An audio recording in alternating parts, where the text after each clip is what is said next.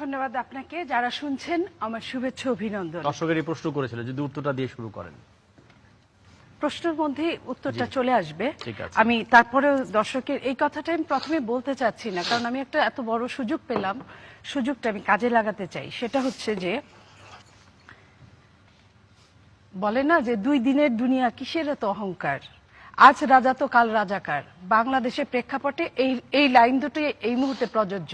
স্বাধীনতার 49 বছর যখন সবাই মিলে জাঁকজমকভাবে এই পূর্ণতা দিয়েছে, ঠিক সেই মুহূর্তে যে সরকার পরপর 3 বার যে কোনো ভাবে বাই হোপ অ্যান্ড বাই ক্রোক ক্ষমতায় আছে, তাদের মাধ্যমে যারা চেতনা বিক্রেতা, চেতনা দিয়ে শাহবাগ হুলস্থুল অবস্থা আমরা দেখেছি, চেতনায় কোনো আত্মপক্ষ সমর্থনের সুযোগ পায় নাই।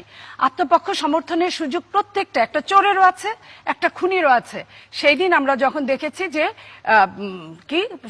সুকবালি রঞ্জনকে, সুকবালিকে কলকাতা জেলখানায় পাওয়া গিয়েছে, যেখানে সে এসেছিল ঢাকার কোর্টে। যেই সাক্ষী দিতে আসুক বা যেটাই সে বলতে আসুক, তার বলার কিন্তু রাইটস আছে একটা স্বাধীন সার্বভৌম দেশে। সেদিন আমরা দেখিনি।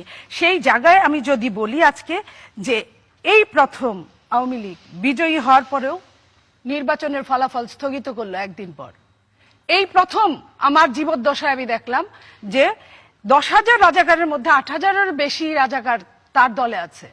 10,000-এর মধ্যে প্রথম যে সংস্করণ, প্রথম সংস্করণে আমি লজ্জিত, অপমানিত কিছুই হব না, কারণ আমরা এই দেশেরই নাগরিক।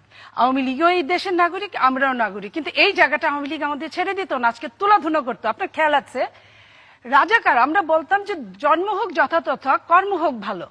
তো কর্ম যদি হয়, বাবার কর্মে কিন্তু তার সন্তান দায়ী না, এটা পৃথিবীর কোথাও কোনো ইতিহাসে নাই। কিন্তু আমি যখন দেখি সালাউদ্দিন কাদের চৌধুরীর জন্য তার সন্তান, কিংবা প্রত্যেকটা যাদেরকে রাজাকার বলে সাব্যস্ত করা হয়েছে, তাদের সন্তানদের সমস্ত জায়গা জমি ক্রোক করা হয়েছে। তারা কোথাও কোনো জায়গা জমি বিক্রি করতে পারে না, সরকার বাই হোপ অ্যান্ড বাই ক্রোক তাদের সবকিছু নিয়ে নিয়েছে। সেই জায়গায় আজকে যে রাজাকারগুলোর নাম এসছে, তাদেরকে আপনি কোথায় রাখবেন? এই জাতির একজন ঢাকা বিশ্ববিদ্যালয় প্রাচ্যের অক্সফোর্ডের আপনি একজন প্রফেসর, আপনি তাদেরকে কোথায় রাখবেন? আমি আবারও বলছি, আত্মপক্ষ সমর্থনের সুযোগ প্রত্যেকের আছে। আজকে সম্পাদকের আমার যে ভাইটা কথাটা বললেন, আমি তার প্রশ্নের উত্তরে বলতে চাই, একজন মানুষ 80 ঊর্ধ্ব মানুষ, সে যদি রাজাকারও হতো, সে যদি অপরাধ করত, এবং আমরা তো বলি ধর্মের উপর এই দেশ ডিপেন্ড করে না, তাহলে কোথায় কে কাকে মৃত ব্যক্তিকে শহীদ বলল বা শহীদ বলল কি বলল না, এটা একমাত্র গড জানে। সেই জায়গায় তাকে কিছু উঠতি বয়সের মাস্তান দিয়ে, কিছু মানে সভ্যতার বাইরে মানুষগুলোকে দিয়ে তাকে পিটানো হবে। হ্যাঁ, তাকে আইনের কাঠগড়ায় নিতেই পারে, সেটা নিয়ে আমার কোনো দুঃখ নাই। হ্যাঁ, আইনের বিচারে সে বের হবে, মুক্ত হবে কি হবে না সেটা পরের ব্যাপার।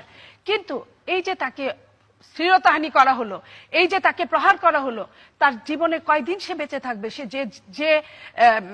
যেটা বাংলাদেশের স্বাধীন 50 বছরে বাংলাদেশে, 49 বছরে বাংলাদেশে সে যেটা নিল, সেটা কি বহন করতে পারবে? আমি যদি ওই জায়গায় বলি যে আজকে কেমন লাগে আওয়ামী লীগ শাসক শ্রেণী, একটুবার খেয়াল করেন। আমি কিন্তু মনে করি কষ্ট আপনারও যা, যে কোনো মানুষের, যে কোনো সন্তান মৃত্যুবরণ করলে প্রত্যেকটা মায়ের একই কষ্ট হয়। আজকে যখন শহীদ প্রেসিডেন্ট জিয়াউর রহমান, যিনি শুধু স্বাধীনতার ঘোষণাই দেন নাই, উনি স্বাধীনতা ঘোষণার আগে প্রথম দিন স্বাধীনতার ঘোষণা উনি, আই মেজর জিয়া বলছি, পরের দিন বলছে on behalf of Sheikh Mujibur Rahman. সেটা বলে একজন নেতাকে সম্মান করে, উনি যখন মনে করেছিলেন যে শুধুমাত্র তার নাম বললে পাকিস্তানে কয়দিন পরে পরে সামরিক শাসন হয়, মনে করবে যে একজন মেজর তার মানে সামরিক শাসন হতে পারে। উনি কিন্তু এটা মনে করে অনেক আওয়ামী লীগের নেতাদের বলেছিলেন, সেদিন কিন্তু তারা উঠে নাই, তারা কিন্তু মঞ্চে উঠে বলে নাই যে আমি স্বাধীনতার ঘোষণা করলাম।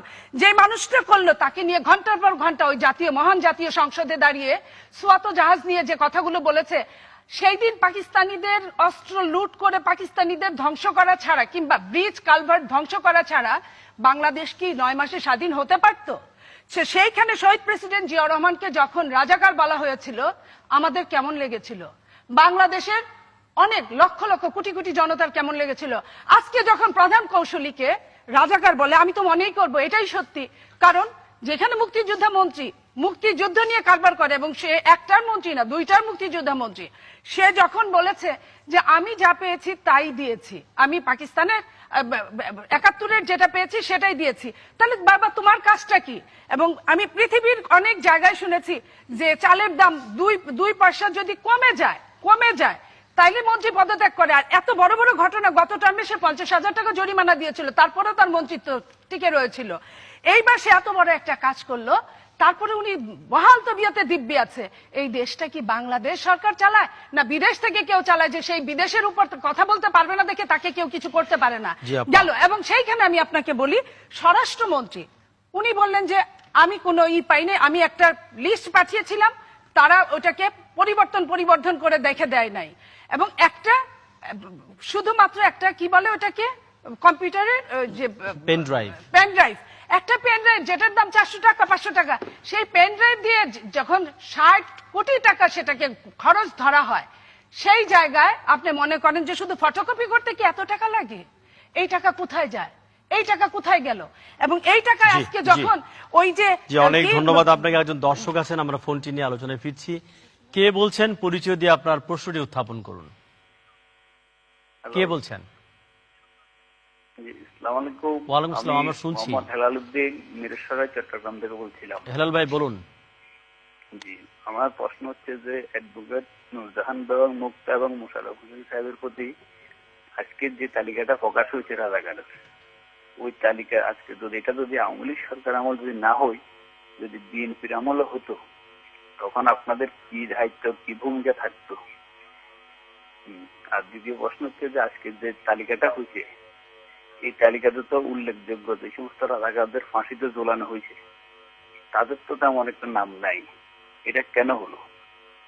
আসসালামু আলাইকুম। জি, অনেক ধন্যবাদ মিরেশ্বরা থেকে প্রশ্ন করার জন্য। নীলুফার চৌধুরী মনি যদি বলেন। দেখেন, অনেকগুলো প্রশ্ন আসছে। আমি দেলোয়ার ভাই শাহজিজ নিয়ে কথা বলছি। শাহজিজকে মুক্ত করেছিল সম্ভবত 1974 সালে। 1974 সালে দেলোয়ার ভাইয়ের জ্ঞাতার্থে জানাতে চাই কোন সরকার এই দেশে ক্ষমতায় ছিল। এবং শাহজিজ প্রথম থেকে শেষ পর্যন্ত 3,000 টাকা মাসোহারা পেতেন তৎকালীন। এই টাকাটা কে দিতেন? এবং শাহজিজ পাকিস্তানে যখন ভুট্টো লাল গালিচার সম্বর্ধনায় বাংলাদেশের তৎকালীন প্রেসিডেন্ট গিয়েছিলেন, তখন শাহজিজ তার সঙ্গে ছিলেন। তাহলে এই শাহজিজকে কে মোটা তাজা করেছে? তারপরে যদি আপনি ক্রোনোলজিক্যালি যদি এটা চলতেই থাকে, কেউ যদি অটো ক্ষমা ঘোষণা করে দেয়, অটো যদি তাকে উত্তর তার বৃদ্ধি করে, তার সম্মান সম্ভ্রম অর্থ করি সবকিছু, তাহলে ঠাকুর ঘরে কেড়ে না শেষ পর্যন্ত। এখানে অনেকগুলো কথা মুক্তাপা যেমন বলেছেন, স্থগিত করা হয়েছে। আপনার নিশ্চয়ই মনে আছে, সম্মানিত অ্যাঙ্কার, গত টার্মে 10ম জাতীয় সংসদে যিনি পরিকল্পনা মিনিস্টার ছিলেন, উনি সারাটা বছর উনার সাথে সাথে আওয়ামী লীগের সমস্ত নেতাকর্মী মধ্যমায়ের দেশ বলতে বলতে শেষে একদম লাস্ট সময়ে বললো থুক্কু। একদম এই থুক্কু ভাষাটা বলেছে, যেটা আমরা গ্রাম বাংলায় বলি খেলতে গিয়ে। থুক্কু বললো, আর মধ্যমায় থেকে আবার আমরা নির্ময়ে চলে আসলাম। কিন্তু ততদিনে যা ক্ষতি হওয়ার বিশ্বে, মধ্যমায় হলে কি ক্ষতি হয়, এটা কিন্তু একটা ডেভেলপমেন্ট কান্ট্রি যারা লেখাপড়া করে, যারা দেশ চালায়, তারা অন্তত জানে ক্ষতি যা হবার হয়ে গেল। আজকে আপনার মনে আছে নিশ্চয়ই, সুরঞ্জিত সেনগুপ্ত মারা গিয়েছেন, প্রয়াত আওয়ামী লীগের প্রেসিডেন্ট সদস্য। উনি বলতেন মাঝে মাঝেই, উপরে আল্লাহ নিচে শেখ হাসিনা, মাঝখানে আর কিছুই নাই, ফাইন। তারপরে বলতেন বাগে ধরলে তাও ছাড়ে, হাসিনা ধরলে ছাড়ে না। এটা কিন্তু আপনাদের মাধ্যমে আমরা কিন্তু এই মিডিয়া দিয়ে শুনেছি। তো সেইখানে 3 টার্ম ক্ষমতায় কার এত বড় সাহস? হ্যাঁ, সাহস হলো তার যারা 30 তারিখের ভোটটা 29 তারিখে কাস্ট করে দিয়েছে। আওয়ামী লীগের বাঘা বাঘা এমপি মন্ত্রীরা নিজের ভোটটা দিতে গিয়ে দেখেছে তাদের ভোট সকালবেলা না রাতেই কাস্ট হয়ে গিয়েছে। এবং তাদের সেই নৈতিক অধিকারও নাই ওইসব পুলিশ, আমলা কিংবা আইন শৃঙ্খলা রক্ষাকারী যে কোনো বাহিনীর সামনে মুখোমুখি দাঁড়ানোর। এবং নাই বলেই ওরা যা খুশি তাই করছে, নাই বলেই বাঁশের চেয়ে কঞ্চি বড় হয়ে যাচ্ছে। আপনার নিশ্চয়ই খেয়াল আছে, আপনার বাড়ি যদি জামালপুর হয়, আমারও তাই। সেই জায়গায় আপনার কয়েকদিন আগে একজন ডাক্তারকে মন্ত্রী বানানো হলো, ডাক্তার মন্ত্রী। আমি ভাবলাম যাক, আওয়ামী লীগ যেটাই করুক, একজন ডাক্তারকে মন্ত্রী বানিয়েছে, আমার এলাকার ছেলে নেতা। কয়েকদিন পরে কি নিজেদের মধ্যে আভ্যন্তরীণ কুন্দল হলো, ডাক্তারকে পাঠায় দিল তারা তথ্যতে, আর যে রাস্তাঘাটে ব্যবসা বাণিজ্য করে খায় তারা ডাক্তারের মধ্যে ফেলে দিল। এই হলো তাদের অবস্থান। যে রাজাকার ছিল সে হলো মুক্তিযোদ্ধা মন্ত্রী, যে র্যাপিস্ট ছিল সে মুক্তিযোদ্ধা মন্ত্রী, যে কোনোদিন রাজনীতি করে নাই সে হলো স্বরাষ্ট্রমন্ত্রী। তো এগুলা যদি হয়, আওয়ামী লীগের যে নেতা নাই তা না, আওয়ামী লীগ প্রবীণ একটা সংগঠন, তার অনেক নেতা আছে যারা রাস্তায় ভেবে করে ফেফে করে ঘুরে বেড়াচ্ছে। অরিজিনাল নেতাদের এখানে কোনো মূল্যায়ন হয় না। যতগুলো ছাত্রলীগের প্রেসিডেন্ট সেক্রেটারি দেখবেন তারা নাই, নো হোয়ার।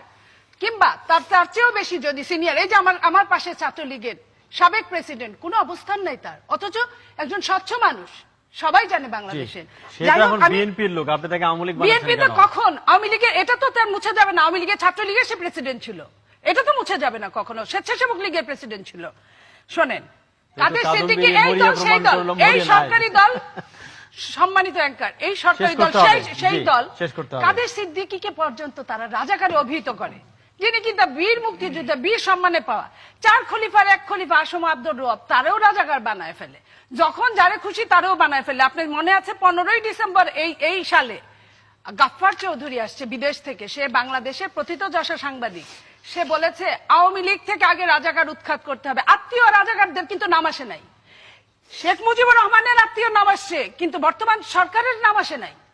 উনি বলছে আগে ঘর থেকে রাজাকার বিদায় করেন।